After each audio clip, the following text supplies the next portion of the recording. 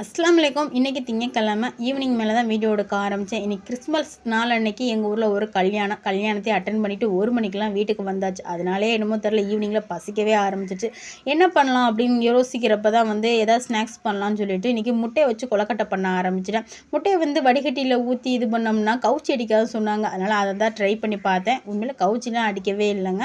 கொஞ்சோண்டு பால், சீனி, அதோட பச்சரிசி மாவு, அப்புறம் ஏலக்காய் தூள் இது எல்லாத்தையும் கிரைண்ட் பண்ணிவிட்டு இட்லி சட்டியில் வச்சு வேக வச்சுருந்தேன்னா உண்மையை நல்லா வந்திருக்கும். ஆனால் நான் என்ன பண்ணிட்டேன், குக்கரில் வேக வச்சுட்டேன். அதுதான் தப்பாக போச்சு. எவ்வளோ டைமிங்கு என்ன ஏதுன்னு எதுவுமே தெரியல.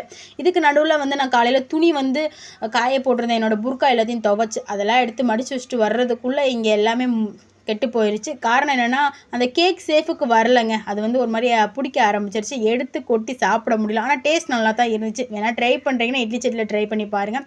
நாளைக்கு ஒரு லாங் வீடியோ ஷேர் பண்ணுறேன். உங்களுக்கு டைம் இருந்தால் பிடிக்கும்னா கண்டிப்பாக பாருங்கள். Bye friends.